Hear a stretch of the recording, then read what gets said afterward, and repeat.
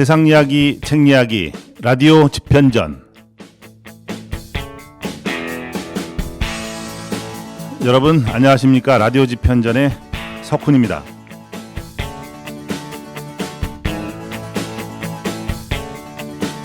여러분은 지금 어떤 일을 하고 계십니까? 직장에서 맡은 업무는 무엇인가요? 직장인이 아니라면 자영업자나 예술가나 프리랜서라면 하고 계신 일이 마음에는 드십니까? 아니면 죽지 못해서 일하고 계신 건 아니죠?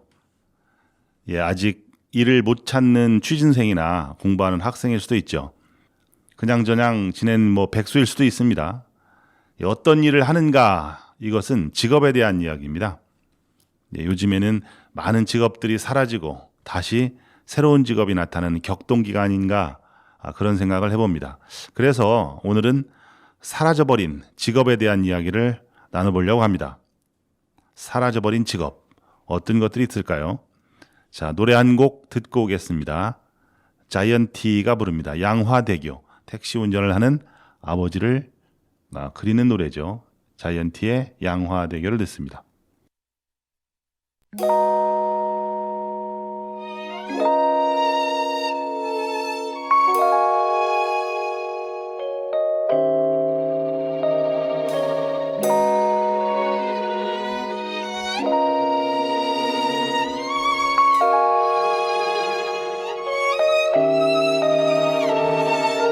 우리 집에 매일 나 홀로 있었지. 아버지는 택시 드라이버 어디냐고 여쭤보면 항상 양화대교.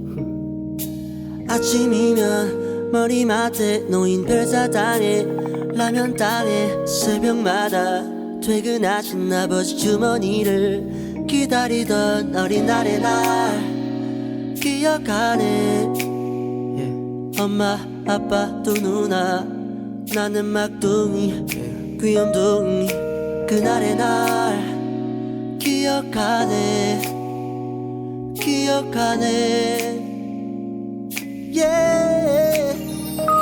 행복하자 우리 행복하자. 아프지 말고 행복하자. 아프지 말고 그래 내가 돈을 다 보내 엄마 빼고만 했었는데 우리 엄마 아빠도 강아지도 이제 나를 바라보내. 전화가 오네 내 어머니네 두루루루 아들 잘 지내니 어디냐고 물어보는 말에 나 양화대교 엄마 행복하자. 아프지 말고 좀 아프지 말고 행복하자. 아프지 말고 그래 그때는 나 어릴 때는 아무것도 몰랐네. 그 다리 위를 건너가는 기분을 어디시냐고 여쭤보면 아버지는 항상 양화대교 이제 난 서있네 그 다리 위에.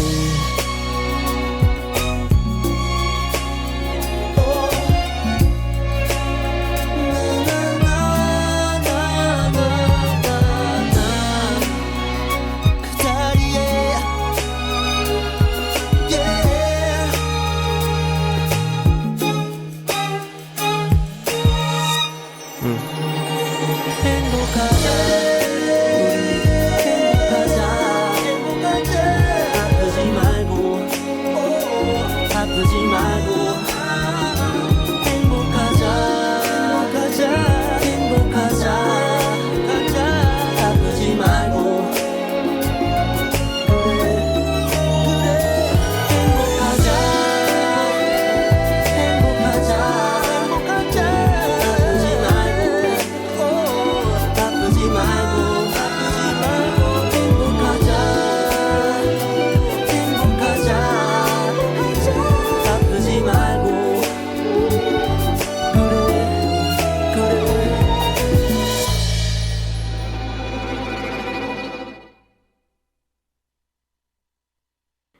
자이언티의 노래 양화대교였습니다. 예, 오늘은 그 사라진 직업들에 대해서 얘기를 좀 나눠볼 텐데요. 옛날 그 직업들을 가만히 보면 그 있었다가 없어지거나 또는 변하거나 하는 직업이 많은 것 같아요. 사라진 직업의 역사라는 책이 있는데 저자가 이승원 씨로 되어 있네요.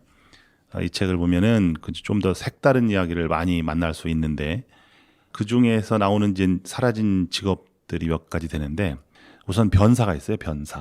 변사는 그 영화 대사를 이렇게 맛깔나게 읽어주는 그 나레이팅해주는 그런 직업을 하는 것이 변사죠. 그다음에 기생도 사라졌어요.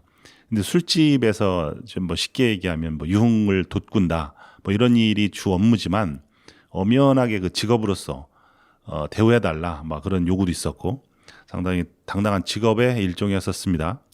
유모도 있고요. 유모 아이 키우는 인력거꾼이라고 아시죠? 인력 사람을 태워서 이제 시내 곳곳을 이렇게 운반해주는 인력거꾼이 있었고요. 물장수가 있었다는 거 아세요 혹시? 물장수 물을 길어서 배달을 해주는 겁니다. 이거 상당히 많았더라고요. 저 자료를 찾아보니까 그때 이제 상하수 시설이 잘 돼 있지 않아서 상당히 그 비위생적이었었는데 그때 이제 그 물을 퍼다가 이제 배달을 해주는 거죠. 그래서 물을 팔아서 이제 그걸로 생계를 잇는 수입원을 하는 그런 물장수도 있었고 약을 파는 약장수도 있었어요. 약장수. 전화 교환원. 전화를 지금 이제 그 다이렉트로 그 무선 통신하는 그런 시대가 아니라 유선 전화를 하던 시대에 그 코드를 좀 빼가지고 이쪽에 A에서 빼서 B로 연결해주는 그런 전화 교환원이 있었고요. 버스 차장. 버스에 있는데 버스의 승하차, 손님의 승하차를 돕고 그다음에 그 돈도 그 버스비죠. 버스 요금도 걷는 그런 버스 차장. 뭐 이런 직업이 있습니다. 이런 집이 생각이 나는데 지금은 이제 볼 수 없는 그런 직업들이죠. 그 학창 시절에 배우기를 그 직업에는 귀천이 없다. 뭐 이렇게 배웠는데요. 한동안은 저도 그런 줄 알았죠. 직업에는 귀천이 없다라고 배웠으니까. 뭐 이런 거 저런 거 따지다 보면 누가 힘든 일을 하겠습니까? 천한 직업의 종류 이렇게 구분해 놓으면 누가 좋아하겠습니까? 그렇죠? 뭐 귀한 직업의 종류 이것도 마찬가지겠죠. 그래서 어떤 일을 하던 다 좋은 거다라는 뉘앙스를 주는 그런 가르침이었지 않나 저 혼자 그렇게 생각을 해봤어요. 사실 엄밀히 따지고 보면 직업에는 귀천이 있죠. 귀한 직업이 있고 천한 직업이 있고 왜 없겠습니까?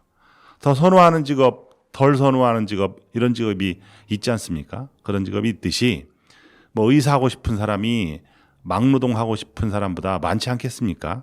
마음대로 직업을 고르라 그렇게 하면 사람들이 몇 개의 직업 정도로 다 쏠릴 게 뻔하지 않을까요? 저는 혼자 그런 생각을 해봤습니다. 그런데 요즘에는요.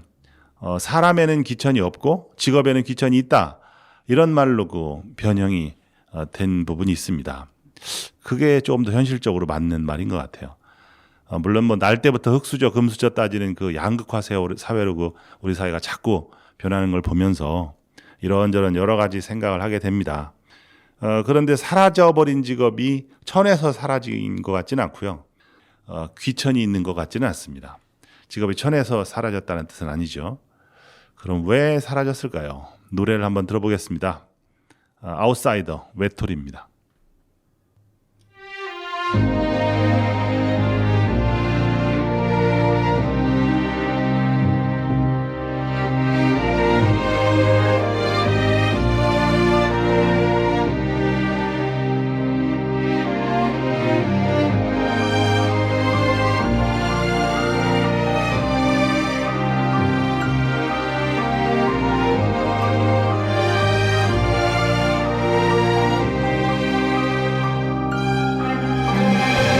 상처를 치료해줄 사람 어디 없나 가만히 놔두다가 끊임없이 덧나 사람도 너무나도 겁나 혼자인 게 무서워 난 잊혀질까 두려워 상처를 치료해줄 사람 어디 없나 가만히 놔두다가 끊임없이 덧나 사람도 너무나도 겁나 혼자인 게 무서워 난 잊혀질까 두려워 언제나 외톨이 맘의 문을 닫고 슬픔을 등에 지고 살아가는 바보 두 눈을 감고 두기를 막고 캄캄한 어둠 속에 내 자신을 갖고 365일 1년 내내 방황하는 내 영혼을 쫓아 길을 잡은 잭스페로 몰아치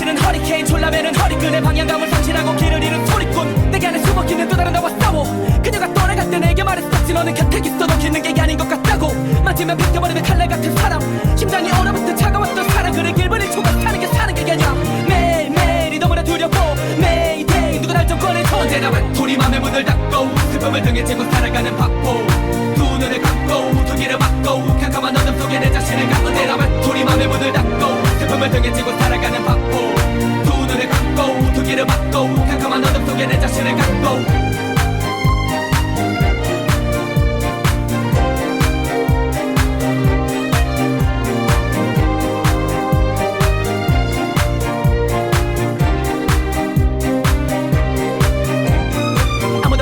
이별에 대면했을 때 또다시 혼자가 되는 게 두려워 외면했었네 꿈에 그리던 시내가 시간이 다시금 내게로 되돌아오기를 바라며 간절한 마음으로 밤마다 기도했었네 시민의 당겨온 내 손을 돌아가 추억의 와사를 머나먼 건역을 향해 전없이 빠르게 날아가 내게로 돌아와 달라고 내 손을 붙잡아 달라고 부르고 불러도 한없이 돌이 쳐내봤다가 뭐라 대답이 없는 널 내 기억 속에서 돌아온 사람의 손자를 만드는 수를 그릇이 몸부림쳐버려 매일 밤 꿈에서 그대가 나타나 흐르는 눈물을 닦아주는 걸 나 어떡하라고 다 끄떡없다고 거짓말하라고 더는 못 참겠다고 나도 아플 땐 아프다고 슬플 땐 슬프다고 얼어붙은 심장이 자꾸만 내게로 고자지네 정말로 끝이라고 정말로 괜찮다고 꼭 참고 싶었던 눈물이 자꾸만 내게로 쏟아지네 상처를 체험해준 사람 어디 없나 가만히 놔두다가 끊임없이 덧나 사랑도 너무나도 겁나 혼자인 게 무서워 난 잊혀질까 두려워 상처를 체험해준 사람 어디 없나 가만히 놔두다가 끊임없이 덧나 사랑도 너무나도 겁나 혼자인 게 무서워 난 잊혀질까 두려워 언제나 외톨이 맘에 문을 닫고 슬픔을 등에 지고 살아가는 바보 두 눈을 감고 두 귀를 막고 캄캄한 어둠 속에 내 자신을 가 언제나 외톨이 맘에 문을 닫고 슬픔을 등에 지고 살아가는 바보 두 눈을 감고 두 귀를 막고 캄캄한 어둠 속에 내 자신을 갖고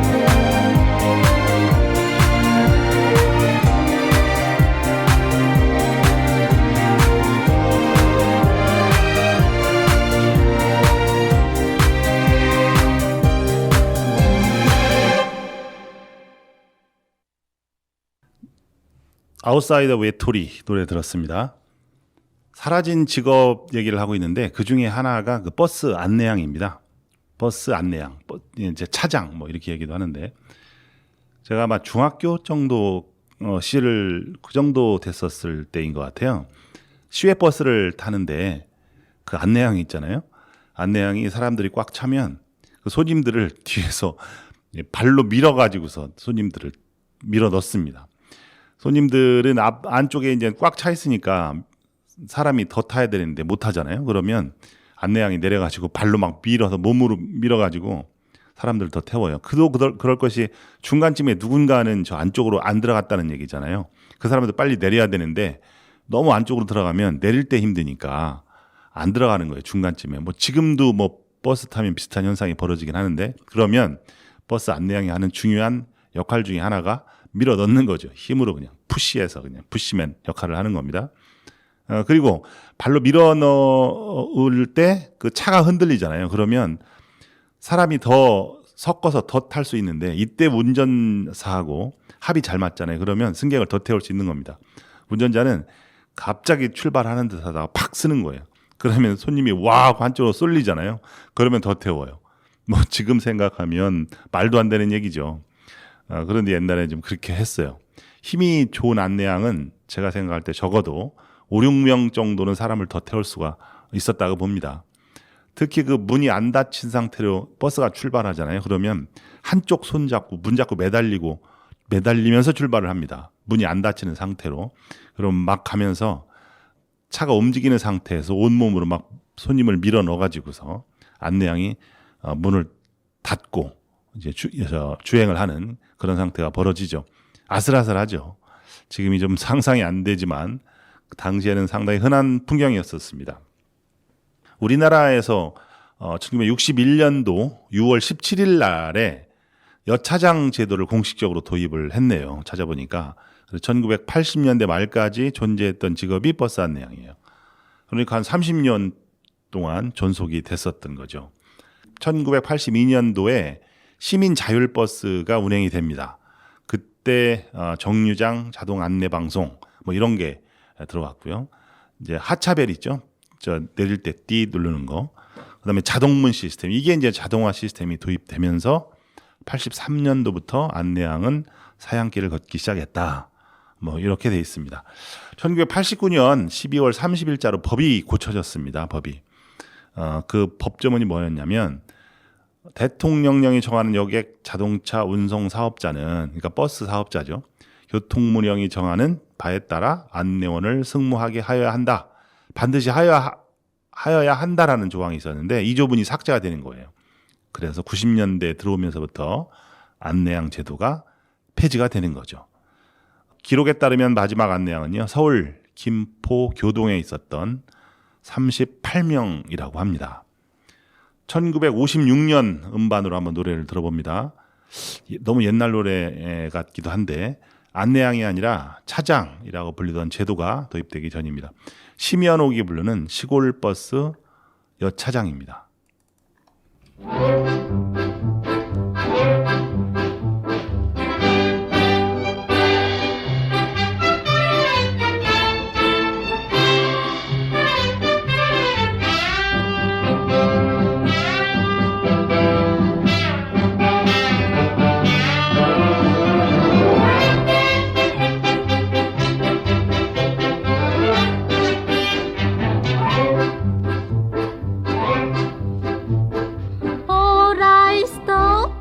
마지막 버스입니다.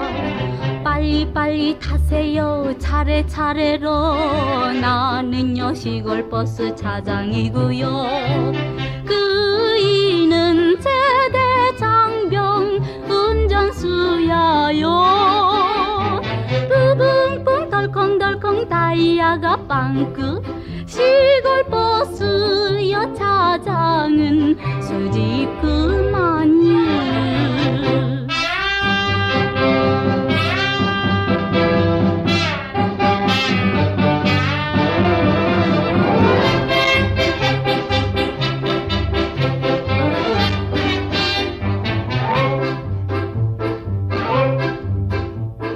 오라이 스톱 2시간 연착이요.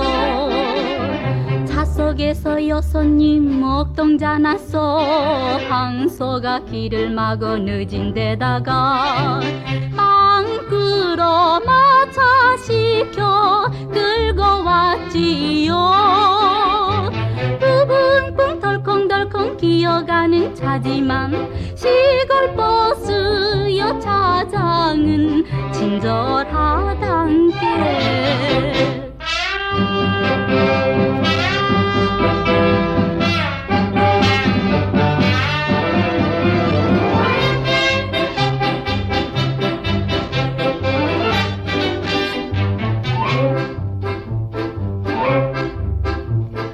오라이 스톱 읍내 가는 버스입니다.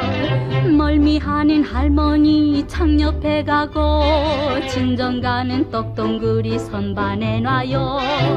쪽돌이 사모 관대 신랑 각시는 두붕붕 덜컹덜컹 흔들리면 싱글벙글. 시골버스 여차장은 명랑하고만.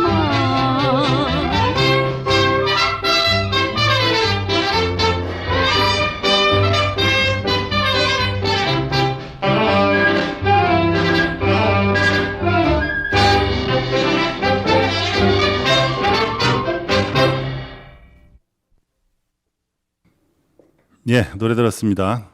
가사가 2시간 연착됐다, 빵꾸 났다. 막 가사만 들어도 1950년대 그 느낌이 있는 것 같아요. 그런 정서가 좀 보이는 것 같습니다. 재밌습니다. 당시에 그 버스 안내양이 옷을 입었는데 제복을 입었거든요. 근데 그 세일러복 형태였습니다. 세일러복 아시죠? 배 타는 선원들이 입는 세일러복인데 단색에 하얀색 칼날을 이렇게 달아가지고 그 당시 그 여학생 교복과 비슷했다고 그럽니다. 저도 그런 기억이 좀 있어요. 그런 옷을 많이 입었었던 것 같고, 그리고 치마는 못 입었겠죠. 그래서 바지를 입는 그런 형태가 됐었습니다. 색깔은 아무래도 진한 감색, 또 연푸른색, 회색 뭐 그런 종류였었는데 회사마다 많이 다 다른 느낌이 있었고요. 주로 원색을 입었는데 모자를 많이 쓰거든요.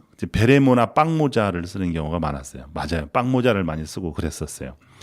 옷감은 좀 싼 합성 섬유 혼방 뭐 이런 걸 썼다 이렇게 기록에 나와 있는데 그 빵모자를 쓴 그 저 버스 안내양의 모습이 그냥 아른아른하는 것 같습니다. 헤어스타일을 보면 풀어 헤치는 머리는 금지였다고 그럽니다. 그랬겠죠. 아무래도 막 다이나믹하게 움직여야 되고 달리는 버스에 올라타야 되고 그러니까 긴 머리가 뭐 어울렸겠어요. 하라고 해도 못했을 것 같은데. 그리고 단발을 하거나 길다면은 따가지고 말아 올리거나 아니면 꽁지머리, 양갈래머리 이런 머리를 주로 했다고 합니다. 그 모습이 당시에 그 여고생 두발하고 복장 규정과 비슷했다 이렇게 생각하면 되는데 나이도 뭐 어차피 그 다른 여고생들과 별 차이도 안 났고 그러니까 여고생 그 여동생 그런 느낌을 받았겠죠. 귀걸이라든지 목걸이, 장신구 그리고 화장까지 진하게 하면은 안 됐다, 금지시켰다 뭐 이렇게 돼 있습니다. 제가 그 학생 때 대학생 때 버스 안내양이 없어진다, 폐지된다 하는 그 뉴스를 보고요. 그때 한참 그 시위를 했었던 기억도 좀 있어요. 대학생들이요, 그 버스 안내양을 해고시키지 마라 이렇게 시위를 했어요. 그 당시에는 그 노동자 인권에 관련된 사회 문제가 이슈가 됐었고 일방적으로 직장에서 해고되면 안 된다 하는 그 대학생하고 노동자 연대 뭐 이런 느낌이 있었잖아요. 그런 사회적인 좀 분위기가 좀 있었는데 그 당시 생각이 조금 나기도 합니다. 자, 노래 한번 듣습니다. 자자, 버스 안에서입니다.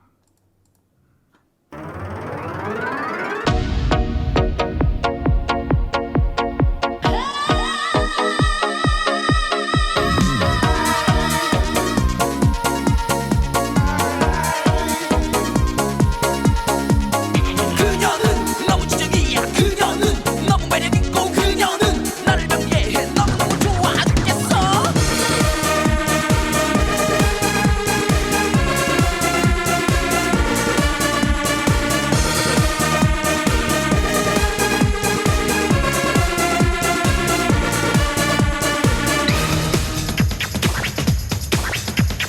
난 매일 학교 가는 버스 안에서 항상 같은 자리에 앉아있는 그녀를 보곤 해. 하지만 부담스럽게 너무 도도해 보여.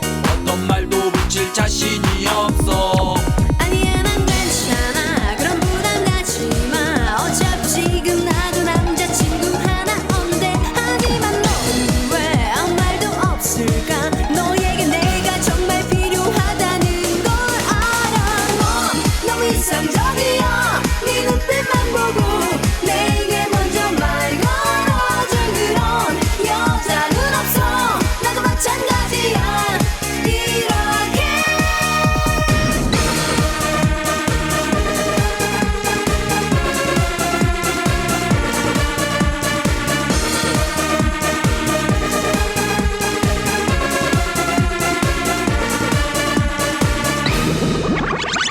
나도 매일 학교 가는 버스 안에서 항상 같은 자리에 앉아있는 그애를 좋아해.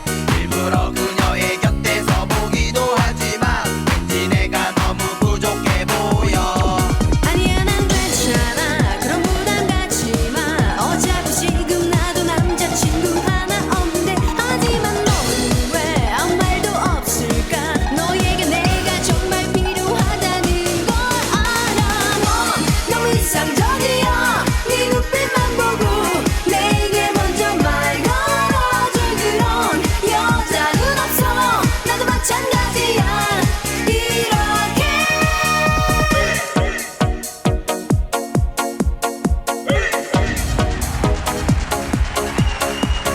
그렇게 쉬운 일도 망설이는 날씨만 네 모습 정말 무지무지 답답해.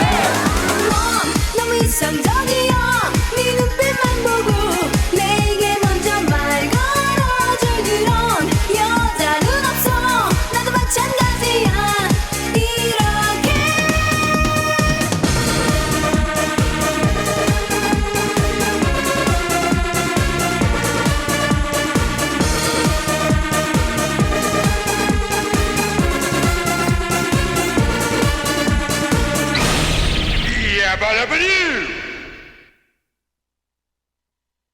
우리가 살아가는 세상 이야기, 세종 시민과 함께하는 책 이야기. 여기는 세종 FM 98.9MHz 라디오 집현전입니다.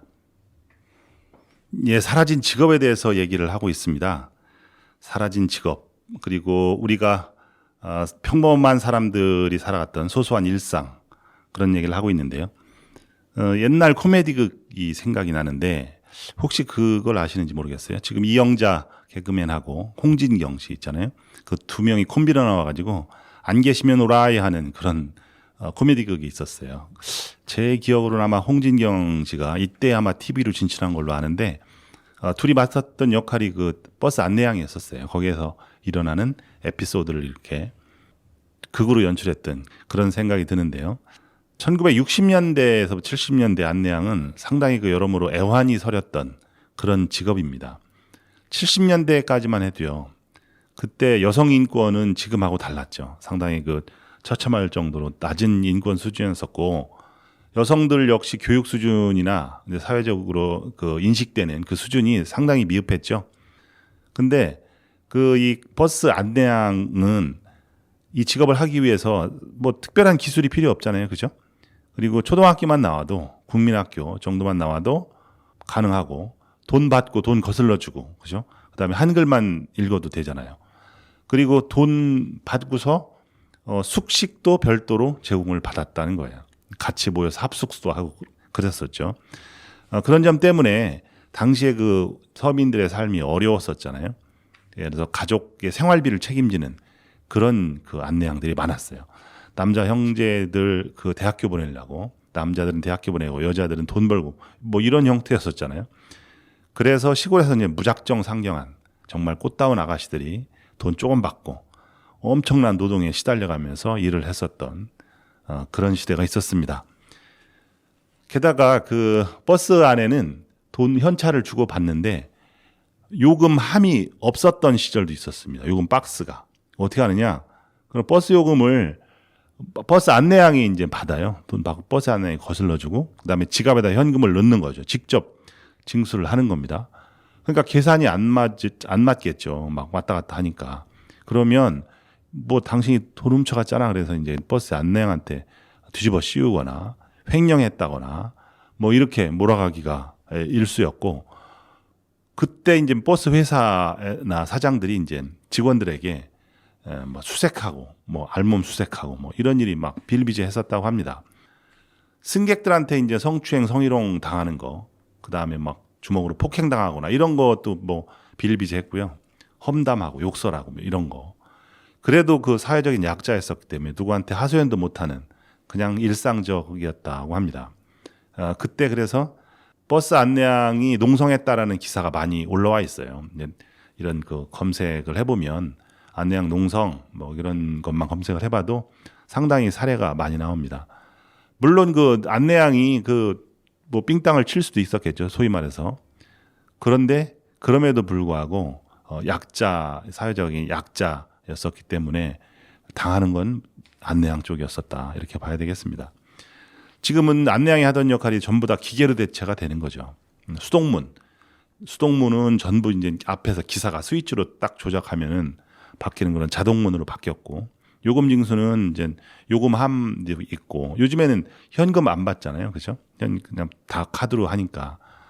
정류장 안내도 이제 방송으로 나오죠. 옛날에는 방송으로 이렇게 나왔거든요. 요즘에는 이제 녹음된 방송으로 나오니까. 하차 요청, 아저씨 내려요. 이것도 이제 벨이 대신 하게 됐습니다. 사실 저 처음에 그런 시스템이 도입을 된 버스를 처음 봤을 때 있잖아요. 와, 이거 보니까 그 안내양이 없어지고 그 운전 기사의 역할이나 책임이 어마어마하게 늘었더라고요. 혼자서 다 해야 되니까. 와, 저걸 어떻게 혼자서 다 하지? 그렇게 생각했었던 적이 있어요. 걱정되더라고요, 그때. 뭐 비단 운전사뿐이 아니었습니다. 그런 식의 이제 사회적인 변화를 겪는 게 어떤 대기업에서는요. 전 세계 30여 개국에 자동차 수출하는 팀이거든요. 영업교육팀인데 그 30개국 수출하는 영업교육팀에서 3명인가 4명인가 뭐 이렇게 해서 그 일을 다 해내고 있더라고요. 각종 언어로 카탈로그 교육자를 만들고 답변해주고 자동차 교육 그 자료를 수십 명이 매달릴 줄 알았는데 3-4명이 다 일을 해내는 거예요. 그게 뭐예요? 이제 발달된 IT 기술이 이제 근간에 있는 거죠. 안내양도 그것 때문에 전부 기계로 대체가 되면서 조용히 역사의 뒤안길로 사라졌습니다. 노래 듣겠습니다. 옥상 달빛 달리기.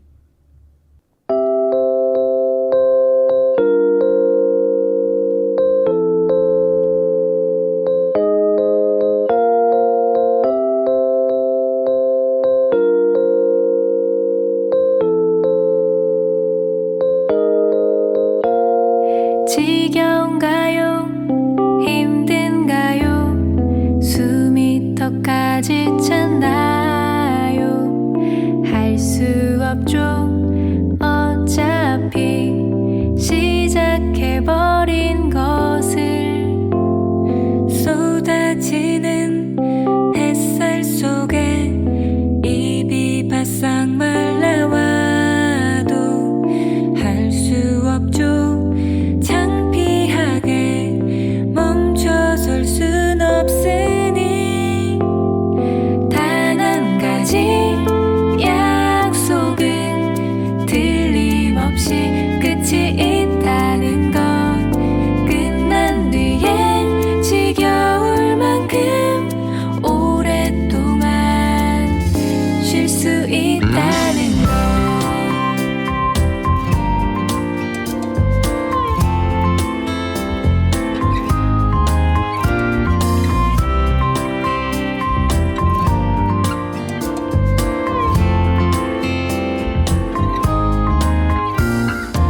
쏟아지는 햇살 속에 입이 바싹 말라와도 할 수 없죠. 창피하게 멈춰설 순 없으니 이유도 없이 가끔은 눈물나게 억울하겠죠. 1등 아닌 보통들에겐 박수조차 남의 일인 걸. 단 한 가지 약속은 틀림없이 끝이 있다는 것. 끝난 뒤에 지겨울 만큼 오랫동안 쉴 수 있다는 것. 뚜뚜두, 뚜뚜두, 뚜뚜두,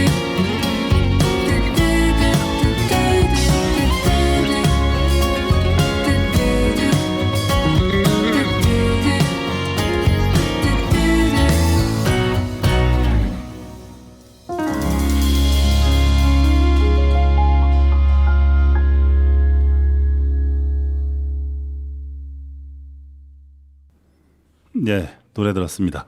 사라진 직업에 관해서 얘기를 하고 있습니다. 이번에는 영화 간판 화가입니다. 영화 간판 화가. 제가 살던 그 시골에는요, 극장이 하나 있었어요. 어렸을 때 시골에서 살았는데, 극장에 있는데, 극장에 이제 영화 간판이 걸리거든요. 극장 간판 그림이 아주 형편없었다라는 그런 기억이 있어요. 그 그림에 극장에 이제 간판이 걸리면 그 영화에서 나오는 주인공하고 똑같아야 되잖아요. 기본적으로 닮아야 되잖아요. 근데 그 극장에는 주인공하고 전혀 닮지 않은 그림이 올라가기가 일쑤였습니다. 상당히 조잡했던 걸로 기억이 돼요. 제 혼자 생각에 야, 서울은 정말 잘 그리던데 이 극장은 왜 이럴까? 화가 났던 기억이 있었어요. 맞습니다. 지나가다 보면은요, 그 길 한복판에, 길가에, 사람들이 이제 지나가는 그 길가에 엄청나게 큰 간판을 내려놓고, 바닥에 내려놓고 그림을 그렸던 것 같아요. 물론 뭐 다른 장소도 있었는데, 길가에 놓고서 그렸던 적도 있었습니다. 유화였었을 텐데요. 유화로 그렸겠죠. 신기하긴 했어요. 지나가다 어린 눈으로 이렇게 보면 정말 크고 널찍하게 생긴 그런 붓을 물감 많이 담긴 깡통 속으로 딱 집어넣어가지고 듬뿍 색깔을 막 묻혀서 그 큰 그 간판에다가 쓱쓱쓱쓱 칠을 했어요. 근데 흰색 그 칠을 하는 게 아니라 지난번에 이제 상영이 끝난 간판이 있잖아요. 그 위에다 덧칠을 하는 겁니다. 유화가 그런 식으로 그리잖아요. 돈도 돈이었겠죠. 간판 하나 비쌌을 거 아닙니까? 그러니까 그 위에다가 색깔을 입혀서 쓱쓱 칠했는데, 야, 쓱쓱 그리는데 제가 볼 때 야, 저 큰 그림을 언제 다 그리나 그렇게 의아해했었거든요. 그런데 이제 다음 날 지나가다 보면 간판이 딱 바뀌고 새 영화 포스터가 새롭게 딱 올라가 있는 거예요. 야, 멋지더라고요, 한편. 그런데도 그림은 여전히 형편없었어요. 그 간판이라는 것은 영화를 알리는 유일한 홍보 수단이었었죠. 지금처럼 뭐 SNS가 있는 게 아니니까. 영화 간판 화가, 그걸 그리는 사람들은 영화의 내용을 바탕으로 대표 이미지를 간판에 직접 그리는 거예요. 직접 손으로 이렇게 페인팅 그렸던 영화 간판. 상영하는 영화 홍보하기 위해서 다른 뭐 수단이 없었지 않습니까? 화가가 붓으로 직접 그리는 수밖에 없었는데 이 사람들을 영화 간판 화가 또는 영화 간판장이 뭐 이렇게 쟁이를 붙여가지고 이렇게 불렀었죠. 영화 간판을 그렸다 뭐 이런 데서 그 느낌을 딱 받아보면 영화 산업의 시작으로 영화 산업이 시작되고서 영화 간판 화가가 생겼다 이렇게 봐야 될 것 같아요. 1960년대까지만 해도 극장이 상당히 먹고 살기 어려웠어요. 장사가 안 되던 시절이죠. 그때 뭐 누가 영화를 보러 갑니까? 당장 먹고 사는 것이 힘든 대부분이었기 때문에 힘든 사람들이 대부분이었기 때문에 목욕 연례 행사였었고요. 이발 연례 행사죠.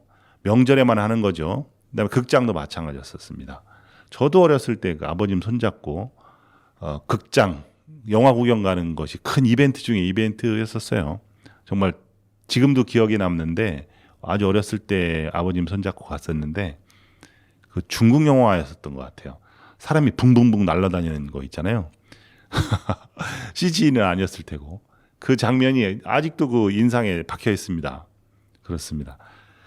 자, 여가 활동이라고 할 수 있는 그 영화 관람 진짜 그 연중 행사였었으니까 그러니까 뭐 극장이 이제 어려웠을 거 아닙니까 재정적으로. 그러니까 영화 홍보하는 간판 일도 많지는 않았겠죠. 그러니까 화가도 삶이 팍팍했었을 거 아닙니까? 지금 이제 그 지금으로 보면 그 만화 그리는 이제 화가들, 만화가들 인기 절정 아닙니까? 어떤 만화가는 뭐 연예인보다도 더 높은 대우를 받고 있더라고요. 그죠? 잘 나가죠. 지금하고는 뭐 완전히 다른 세상이었었습니다. 그런데 그 이후에 이제 외국 영화가 본격적으로 이제 한국으로 상륙을 하기 시작하면서 간판에 대한 수요가 팍 늘어나는 거죠.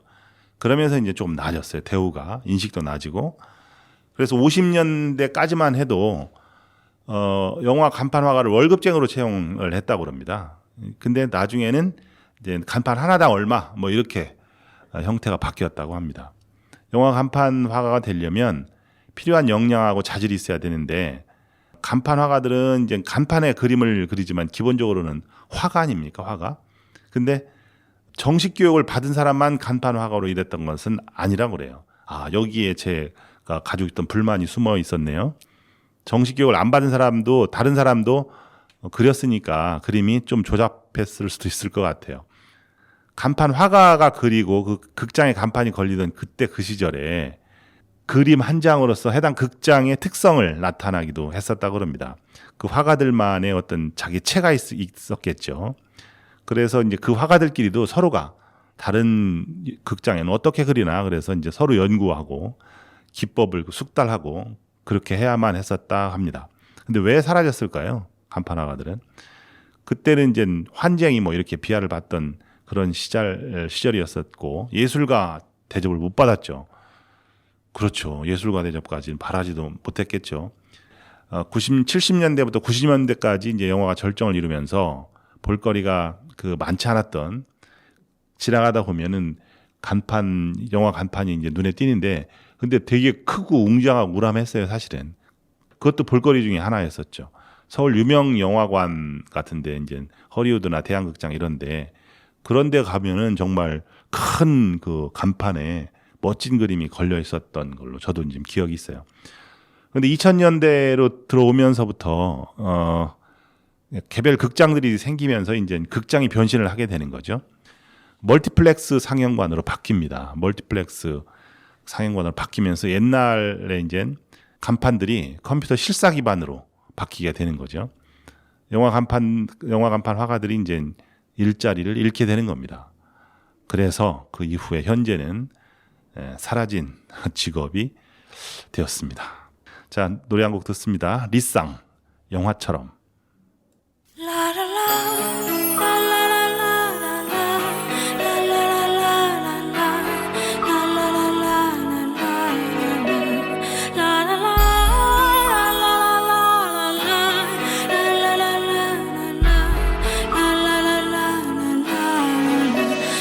슬픔은 원래 한꺼번에 몰려오는 건가 사랑이 가니 사람도 가고 사람이 가니 내 꿈도 바람처럼 떠돌아 모든 게 낯설어진 나는 막 살아온 지나간 시간이 후회돼 한 사람도 지키지 못한 내 자신이 너무나 무능해 구름에 달빛이 가리듯 눈물의 추억을 지우고 난 다시 일어서 나만을 위해서 마치 영화처럼 살겠어 어두운 길에서 내 자신을 보란듯 바꿔보겠어 이 피어난 거리에 위에서 난 독을 품은 올드보이 눈물이 코인 너는 내 운명 하지만 때론 바람처럼 사라지다 가을의 전설이 되어 울부짖다 백발이 되어 꼴레오네처럼 태양이 지듯 난 미련 없이 세상을 등진다 나 영화처럼 살겠어 나 영웅처럼 남겠어 난 그렇게 내 갈 길을 또 떠나가겠어 hey. 난 영화처럼 살겠어 나 영웅처럼 남겠어 운명 따위 상관없어 난 가겠어 바람처럼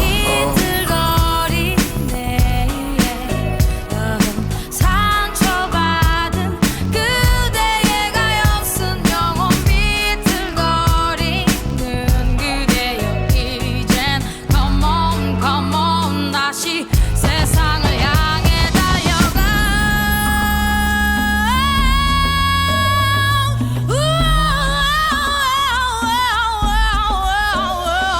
머릿속부터 발끝까지 행동부터 말투까지 새롭게 다시 태어나 하늘부터 땅끝까지 지금부터 난 끝까지 그 누가 뭐래도 어디든 달려가 그래 됐다 모든 게 내 탓 외딴 섬처럼 홀로라도 꿈결처럼 숨결처럼 물결처럼 흘러 부족함이 남아 채워줄 노래를 다시 불러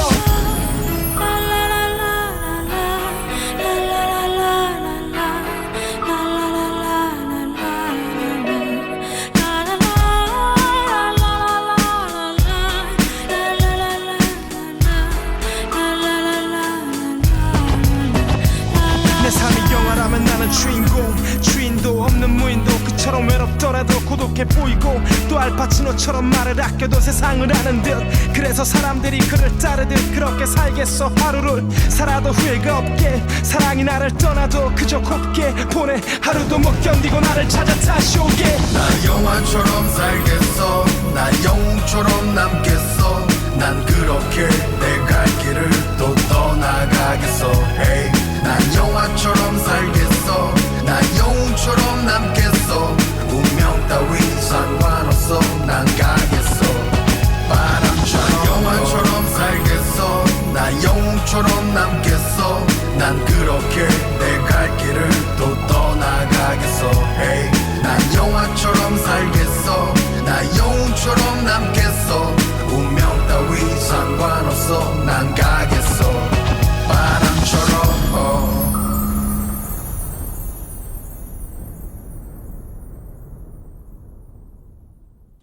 예, 사라진 직업에 대해서 얘기를 하고 있습니다. 다음은 전화 교환 원인입니다. 제가 어릴 때 외갓집이 아주 시골이었었거든요. 거기에는 그 동네에 전화기가 한 대도 없었는데, 아니 한 대 있었죠. 딱 한 대 있었는데 전기도 안 들어왔었던 그런 시골이었었습니다. 저희가 그 아는 친척분이 동네 이장을 하셨거든요. 이제 동네에 생활용품도 같이 파셨었던 것 같아요. 지금의 편의점 역할을 하는 거죠. 그러니까 이장님에다가 편의점까지 있었으니까 어떤 핵심 상권을 이뤘던 거죠. 전화기 한 대로 전화가 오잖아요. 그러면 확성기를 통해 가지고 전 동네 방송을 합니다.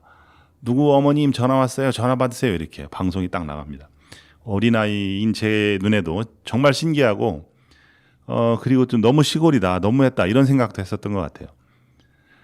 과거에는요. 전화 교환수를 거치지 않으면 전화를 걸 수도 없고 받을 수도 없었어요. 근데 이 전화가 자동화되면서 이제 이 직업이 사라지게 되는 거죠. 사실 일반 전화 교환원은 KT 직원이었었거든요. 각 그 지역 전화국이 있었고 거기에서 교환 업무를 수행하던 그런 사람들이었었습니다.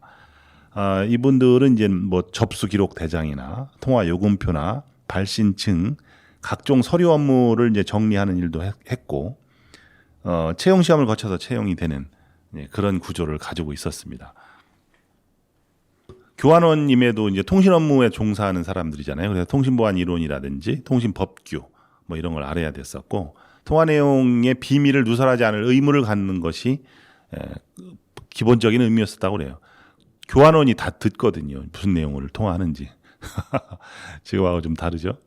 제가 군 생활할 때도 전화를 한 3번, 4번 정도 교환원을 통해서 저희 집하고 이제 통화했던 경험도 있어요. 근데 지금은 뭐 카톡하고 뭐 수시로 전화가 된다고 하더라고요. 군대에서도. 정말 세월이 좀 많이 변한 것 같습니다.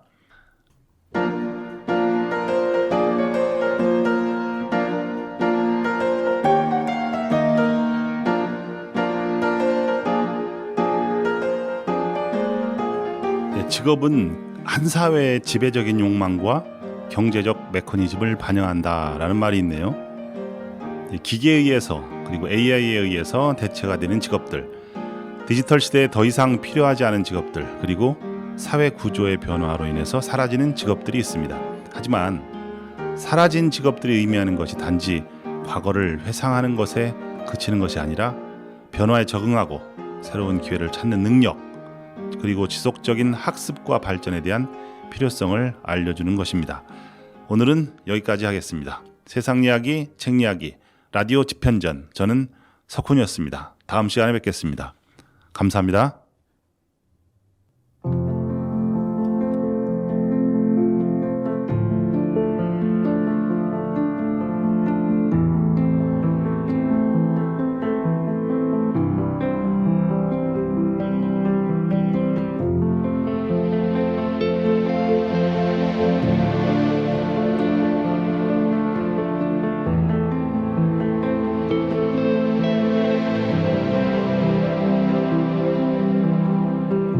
길었던 하루 그림자 아직도 아픔을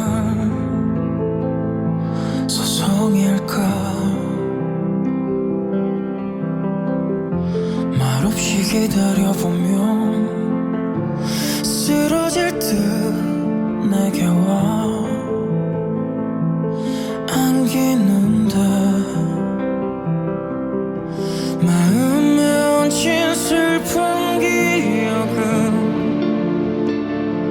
쏟아낸 눈물로는 지울 수 없어 어디서부터 지워야 할까 허탈한 웃음만이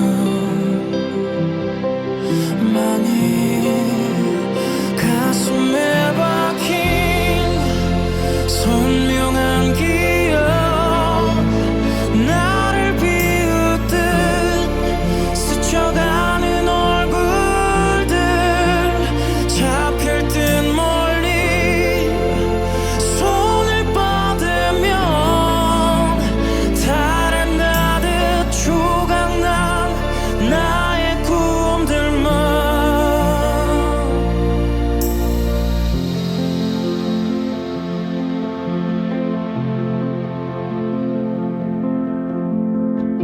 두 갈래 길을 만난 듯